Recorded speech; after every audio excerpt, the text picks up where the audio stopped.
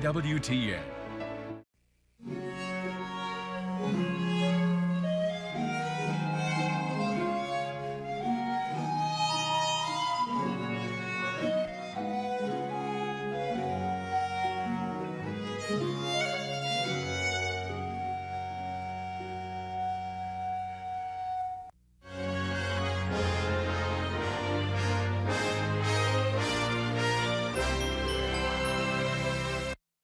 The men picked by Pope Francis from the periphery to serve as princes of the church are now cardinals.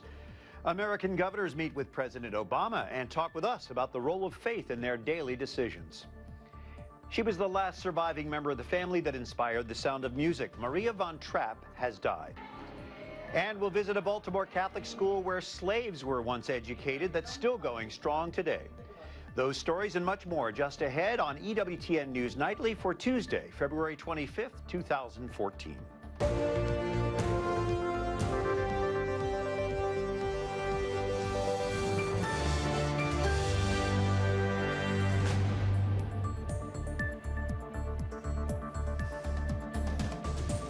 Thank you for joining us tonight. I'm Brian Patrick in for Colleen Carroll Campbell.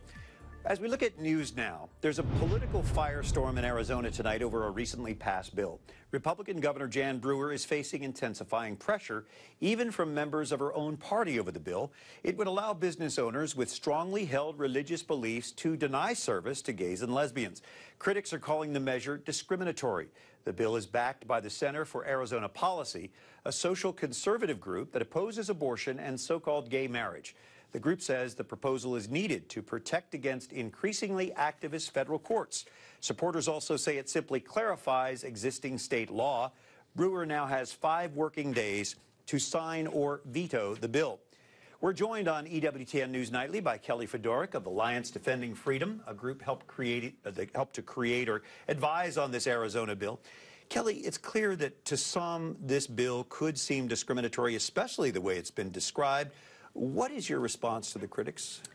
I would say that the criticisms against this bill are fundamentally not true. The misinformation campaign that has been led by the opponents to this measure are simply outrageous, because the reality is this bill simply ensures that the government cannot reach into someone's life and say what we can or cannot say, what we can or cannot do. It simply fortifies what has already been the law since 1999 in Arizona and protects everyone's freedom to believe and live their lives according to their conscience. Would you say this bill is part of the religious liberty debate, this whole issue? Absolutely. And what this law does, it simply closes a few loopholes in the law to ensure that the government, again, cannot coerce you to say or to speak or to be part of an event that is against your conscience. And it essentially makes it consistent with federal law that was passed back in '93 by President Bill Clinton. What do you hear from the people of Arizona about this? The people of Arizona, for the most part, they want this bill. They do not want the government to come into their lives and tell them how to use their business, how to run their lives, how to speak. They want to be able to make those decisions themselves without being compelled and punished for speaking what the government wants them to speak. Kellie Fiedorek, we appreciate you being with us. Tell us just a little bit about your Alliance Defending Freedom. Well, we're a national legal alliance, and we represent folks across this country internationally. We defend marriage, religious freedom, and sanctity of life, and we want to ensure that every person is able to speak and live their life in accordance with their sincerely held beliefs. Well, thank you for clarifying this issue for us tonight, Kellie. Absolutely. Happy to be here. Well, some of the other stories our EWTN News Nightly team has been covering in today's world. Pope Francis and Pope Emeritus Benedict appeared together in St. Peter's Basilica as 19 new cardinals were elevated this weekend. It was the first time the two have been seen in public since Benedict's resignation 1 year ago this week. Despite the grandeur of this event, one of the new cardinals we caught up with felt humbled by his new role. There's a great feeling of inadequacy on my part. It does not go away. It doesn't seem to go away, even though I pray to the Lord that I would do my work well as a cardinal. The cardinals come from all over the world. You'll meet cardinals from Canada, South Korea, and Haiti a little bit later on. 7 Coptic Christians are dead after a shooting in Benghazi. Libya's prime minister condemned the killings. He called this a heinous act. A Libyan security official said the dead had their hands tied behind their backs. They were very young victims, between 17 and 25 years old. The White House is reviewing its relationship with Uganda after the African country passed legislation criminalizing homosexual acts. The Ugandan president signed the bill yesterday, which carries harsh penalties. It calls for first-time offenders to be sentenced to up to 14 years in prison. Today, a Ugandan newspaper published a list of what it's calling the country's 200 top homosexuals. The world's most wanted drug lord has finally been captured by Mexican and U.S. authorities in Mexico. Joaquin El Chapo Guzman was caught in a hotel in Mexico. No shots were fired. His cartel has been heavily involved in the bloody drug war that has torn through parts of Mexico for the last several years. Experts say the money trail leads back to the streets here in the U.S. every day. DEA estimates that 80 or more % of the drugs that were being sold on the streets of Chicago came directly through Guzman's organization. Guzman faces multiple federal drug trafficking indictments in the U.S. He is on the DEA most wanted list. A Catholic church in the Central African Republic is sheltering 800 Muslims from armed gangs that want them dead. In the city of Karnat, militiamen have threatened to burn the church to the ground. Outside, Muslims kneel in prayer in a sign of solidarity. Catholic priests in the city have pledged their protection. One said, quote, "For us, they are not Muslims or Christians. They are people in danger." The 3 Cleveland women who survived a decade of captivity are now being honored for their bravery. Ohio Governor John Kasich presented Courage Awards to Amanda Berry, Gita DeJesus, and Michelle Knight during his State of the State speech. The governor embraced the women as they entered the hall, and the audience stood and cheered for more than 2 minutes. Meanwhile, the fighting continues on the streets of Caracas, Venezuela. Around 50 student protesters clashed with riot police armed with tear gas last night. It is the latest in a string of anti-government rallies that have been staged across the country in the last 2 weeks. Not all of the demonstrations have been violent, though. A Catholic sister speaking out against the government says she wants the political conflict to be resolved peacefully. I come to march for peace, for the unity of the Venezuelan people, to ask the Lord to give the Venezuelan people unity and peace, and for the recognition of human rights. So far, those clashes have left a total of 15 people dead and 150 injured. I honestly don't know what Monsignor Curry told Father Rivera, because I wasn't there. A somber moment for former Los Angeles Archbishop Roger Mahony. This is the first video we're seeing of Mahony being questioned under oath about alleged clergy abuse while he was in office. The video was released as evidence in a settlement with alleged victims. The 70-year-old cardinal is accused of not releasing information as part of a sex abuse investigation. The Archdiocese of Los Angeles has agreed to pay $13 million to 17 alleged victims, including 11 men who say they were molested by a visiting Mexican priest. The Sochi Winter Olympics have come to a close. Russia ended the most expensive Olympics ever with this stunning finale. The closing ceremonies included ballet, a circus, and a giant polar bear mascot. The final medal count put Russia in first place with 33. The U.S. came in second with 28 medals, and Norway had 26. A breakthrough in organ transplants could be on the horizon. Researchers in Missouri say a new approach they're taking with organ donors may speed up the way transplants are done all over the country. Cameron Greenwood is one example. Within hours of his death in 2010, Greenwood was brought to a specialized transplant facility that saved time, which is critical in these cases. He was able to donate his heart, both of his kidneys. There was up to 50 different people that benefited from tissue and bone. Teams of surgeons usually rush to faraway hospitals to get the organs. This approach would change that, sending the organs directly to the hospitals. We've been celebrating Black History Month all across the nation, and in the city of Birmingham, this mural was just unveiled. It shows scenes from the civil rights movement. It highlights Dr. Martin Luther King's famous letter from the Birmingham jail. Later, we'll show you the first Catholic school for African Americans and introduce you to its saintly founder. From jobs and education to health care and immigration, governors from across America are discussing some of the biggest issues affecting our country and their states. The nation's governors met this week with President Obama in the White House as part of their annual winter meeting. The president called the governors partners in creating jobs and expanding opportunities for all Americans. So it's no secret governors in all 50 states have to make a lot of tough choices every day. For some, that means leaning on their faith to help solve problems. Our Wyatt Spencer sat down with Alabama Governor Robert Bentley to find out how his faith informs his daily choices. My faith has been a very strong part of what has guided me all of my life. And I truly believe that I am governor because God wanted me to be governor. It's hard to find a governor quite like Alabama's Robert Bentley. In the last 2 years, the 71-year-old dermatologist has some of the highest approval ratings out of any governor. Some say it's the likable personality and healthy economy, but it's fair to say Bentley and his state has faced challenges. Well, you know, I'm the natural disaster governor. Yeah. We've had tornadoes. You know, in April of 2011, we lost 254 people in one day. And we went through the greatest reconstruction since the Civil War in the central and north part of the state. He says January's winter storm that forced a state of emergency is no comparison with the tornadoes, but it's those challenging situations that remind him of an important lesson. If you're really going to be a leader, you have to have compassion for the people where you govern or where you serve, whether it's a physician or whether it's a governor. You have to care about the people that you serve. Bentley says it's that compassion formed from his faith that continues to influence his daily decisions. Whether it's a political battle or otherwise, he says being a Christian means having and facing challenges. I'm not saying that conflict is necessarily bad, because it really does weed out those who truly believe and those who truly don't believe. You have to decide what you stand for. And your beliefs, you should always stand for those beliefs. In Washington, Wyatt Spencer, EWTN News Nightly. Thanks, Wyatt. Robert Bentley is not the only governor talking about issues impacting America. Kansas Governor Sam Brownback and Missouri Governor Jay Nixon cut through the political banter, addressing some of the most important topics in their states.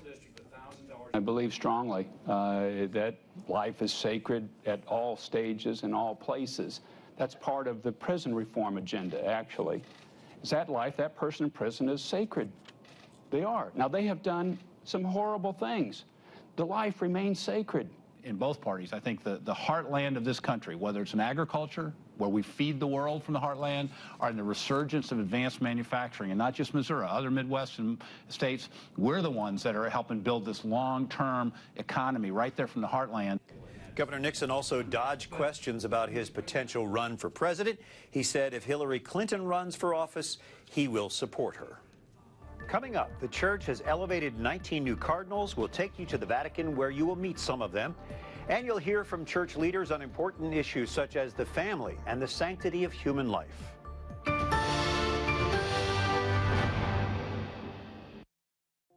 The sacred union between a man and a woman is a gift from God to all who enter holy matrimony. Now, Dr. Edward Sri presents Blessed John Paul II's teaching on love and responsibility to a younger audience, emphasizing the importance of commitment and virtue. Next time, discover what exactly goes on when boy meets girl and recognize the two major forms of attraction and knowing why what is happening is so vital. So we have a physical attraction. We're drawn to the physical qualities of the other person. Then on the other hand, we're also drawn toward what he calls the psychological qualities of the other person. And he describes this as the person's masculinity or femininity. Men, women, and the mystery of love here on the Global Catholic Network, EWTN.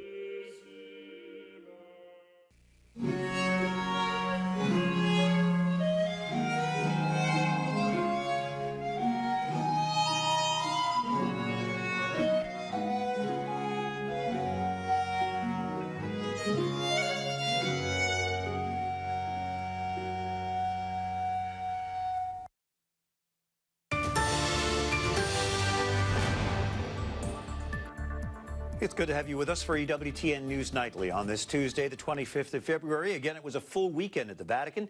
Alan Holdren, our Rome correspondent, covered it all for EWTN News Nightly. Alan, great to have you with us. You've seen a lot of red in Rome, a lot of movement with the Cardinals during this past week. That's right. We've just come off a week of a variety of different meetings. At the end of all of these meetings, just yesterday, there was an announcement that the Cardinals had decided, along with the Pope, who emitted a decree, that they would create a new office in the Vatican to oversee the finances of the Holy See. And the person in charge of that will be Cardinal George Pell of the Archdiocese of Sydney. He's going to be moving here to Rome. So there's a little bit of movement there, but there was a lot of movement also on Saturday. We had what's called a consistory. The Pope brought the number of voting age cardinals under the age of 80 years old, to 122, which is right near that level of 120 that he wants for a potential conclave in the future. And we were there to tell the story. St. Peter's Basilica on the day when new cardinals are made. Nearly 200 men in red welcoming their 19 newest members, and 2 men in white. Benedict XVI in his first public event since stepping down a year ago, in deference to the successor of Peter. This was Pope Francis' first cardinal creating consistory. He reached out to what he calls the peripheries of the world, tapping men from Africa, Europe, Asia, and the Americas as princes of the Church. The Church needs your courage to proclaim the gospel at all times, both in season and out of season, and to bear witness to the truth. I'm happy to serve the Lord. I've always said yes to his invitations. I've always been happy. The gospel purifies, restores us to become really human beings filled with light and love and truth. That's what I want to continue to work on. Holy Father said in his homily, the church needs also to be peacemaker. That's why in Korea we need really peace. That's why pray for us for peace. To be a cardinal is to be in service of God, of the people. So for us in Haiti, that means that we have to continue to serve the people and serve the church around the world. So, Ryan, this was really an incredible event. What you didn't see there around the Haitian cardinal was his family. He had his 96-year-old great aunt there. Really just a beautiful moment. It was like a family reunion for everyone. A special day for each of those men and for our church. All right, thank you, Alan. And after the Mass to install the new cardinals, the Vatican opened its doors to the public. We previewed this last week. It's a rare occasion when people can just walk into the Apostolic Palace past Swiss guards to meet and greet the new cardinals. Of course, many were family members, some were journalists. Cardinal Vincent Nichols of the United Kingdom shared his excitement. Well, it's a great privilege, I think, to be a cardinal at any time, but this time Pope Francis clearly has given a directness and immediacy to the call of Christ. Also from Rome tonight, the Pope has just written a letter to families asking for prayers for the upcoming Synod on the Family. Pope Francis called those prayers a treasure that enriches the Church. The family was also on the agenda for the Red Hats gathered in Rome. About 150 cardinals gathered for the consistory on the family this past weekend. Cardinal Walter Kasper of Germany was the keynote speaker, addressing remarried Catholic divorcees. Cardinal Kasper emphasized using mercy for these members of the Church. He also called on the cardinals to rediscover the gospel of the family. Cardinal Cormac Murphy O'Connor told EWTN News Nightly why family is such an important issue. Family is at the heart of society. Marriage is at the heart of society. And because, obviously, from marriage comes children, and from children comes how do they grow up? The Synod on the Family and Evangelization is set to meet this October. Scholars, students, and healthcare workers got together at the Vatican this weekend studying aging and disability. This is certainly in the spirit of Pope Francis. We often see the Pope embracing people with disabilities. He affectionately greets and blesses them wherever he meets them. The purpose of the public workshop was to look at how the Church can support people with disabilities, especially as they grow older. Up next, the last surviving member of the famous musical Von Trapp family has died. We'll reflect on her 99-year-long life. And February is Black History Month. We'll take you to a historic Catholic school in Baltimore that served the children of slaves. Don't go away.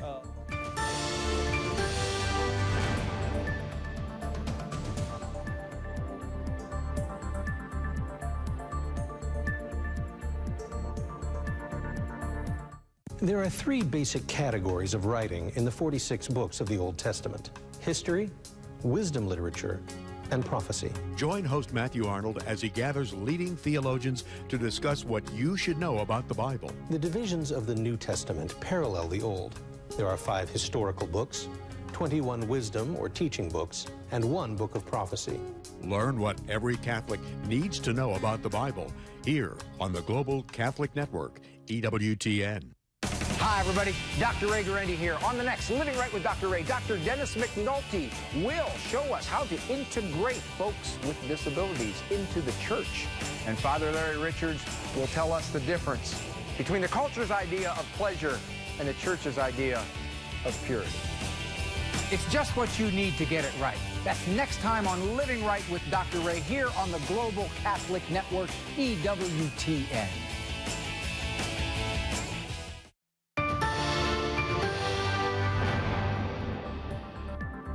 What a busy past few days it's been for Pope Francis. The Holy Father elected new cardinals, created a new Vatican office, and was visited by Pope Emeritus Benedict XVI. To help us break it all down, we're joined by Maureen Ferguson and Dr. Melissa Moschella. It's good to have both of you with us. It was a flurry of activity at the Vatican. What do you think of the new batch of cardinals, Melissa?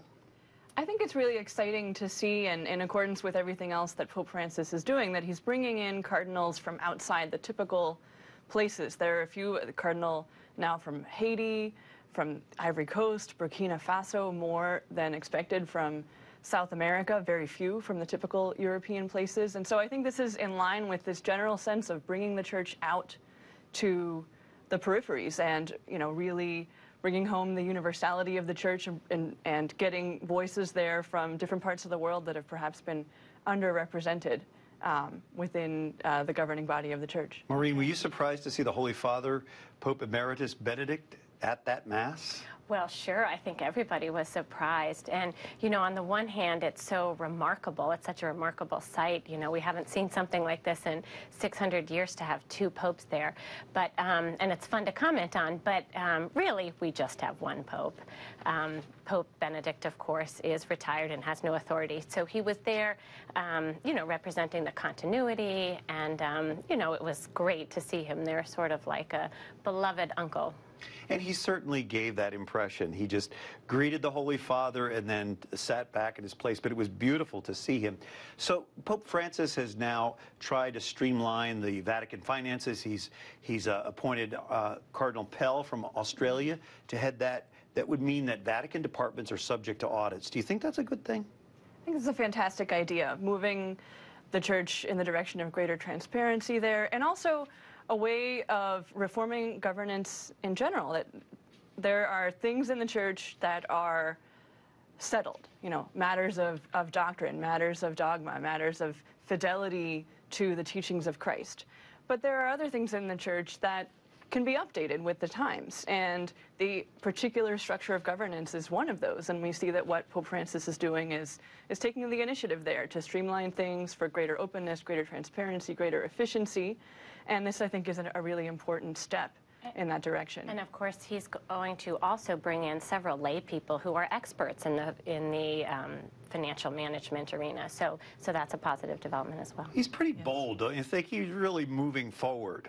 You know, he is really shaking things up and really shaping things up. More importantly, shaping things up. So it's exciting times. All right, Maureen, Melissa, thank you so much for joining us and giving us a very good perspective of all the activity at the Vatican. Good to be with you. Well, the country's oldest predominantly African-American Catholic high school is still forming kids for bright futures. Our Jason Calvi gives us a snapshot of the historic school as we wrap up Black History Month. Welcome to St. Francis Academy in Baltimore. All 180 students begin and end their day here in the chapel. Say hallelujah. Sophomore Keon Smith sings in the choir. That's why I put so much effort into it, and I be so eager to do it because it's something that I know that he watching down on us.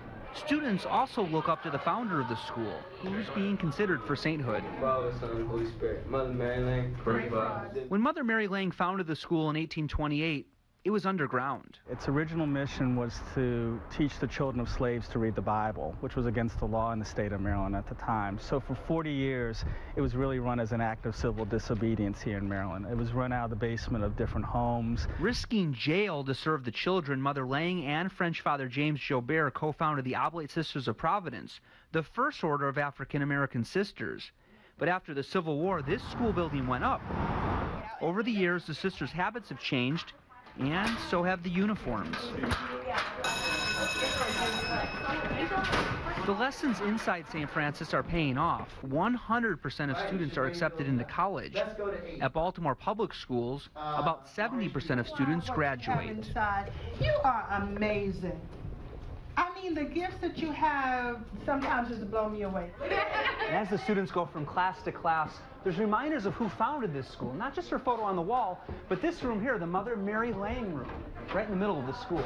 The second most sacred part of the school, next to where the Blessed Sacrament is reserved. We know that this is exactly where Mother Lang received the last rites, and when she was praying and when she actually died. Mother Lang died in 1882. She was 98 years old. It's just a reminder of how blessed I am to be able to walk these halls and to walk by her room and to pray to her every morning that, you know, because she's blessed our life. And so these students have big plans for the future.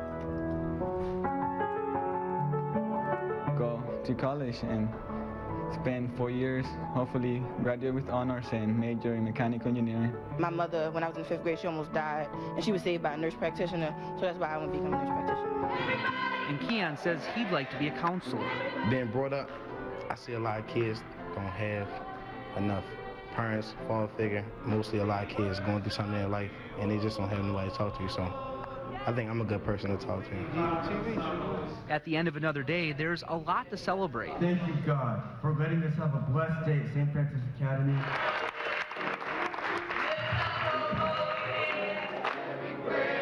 In Baltimore, Jason Calvi, EWTN News Nightly.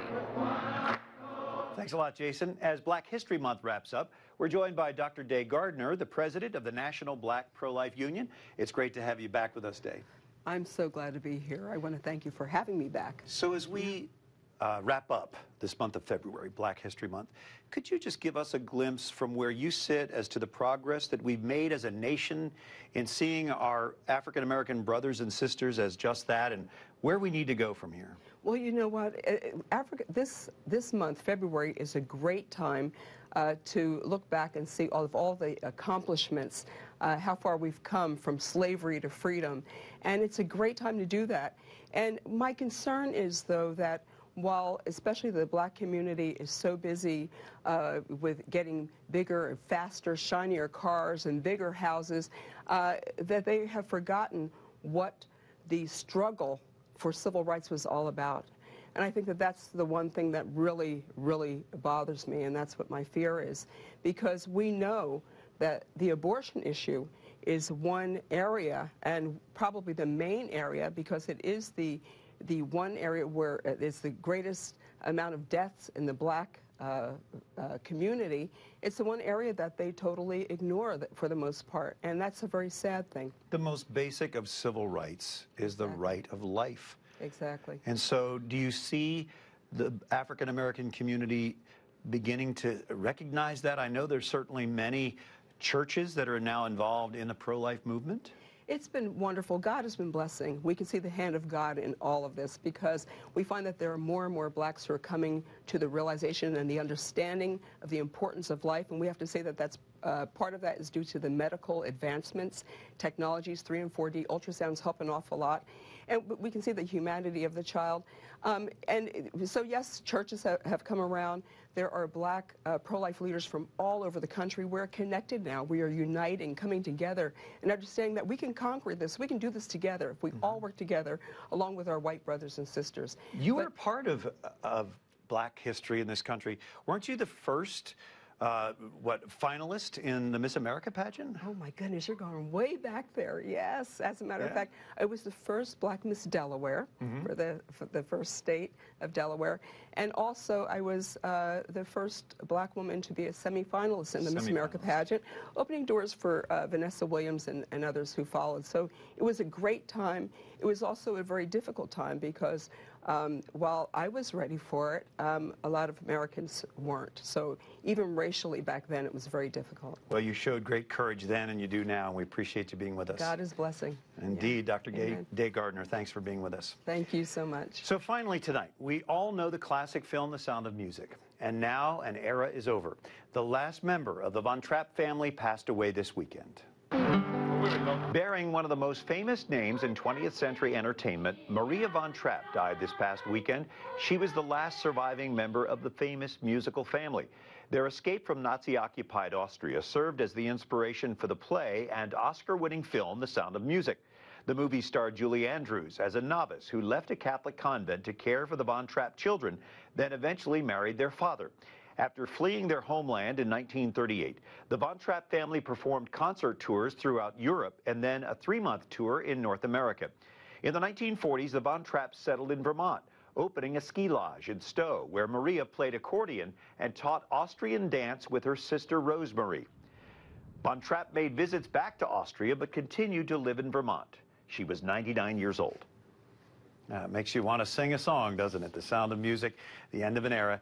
Well, that's all we have for tonight. Be sure to like us on Facebook and follow us on Twitter, and you can catch our entire program or any portion of it on EWTN's YouTube page. For all of us here at EWTN News Nightly, I'm Brian Patrick.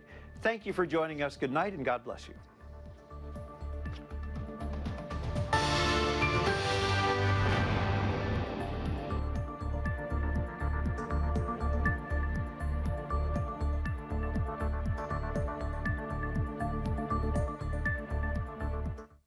Stay tuned for another work of art from the EWTN Gallery. It's coming up next.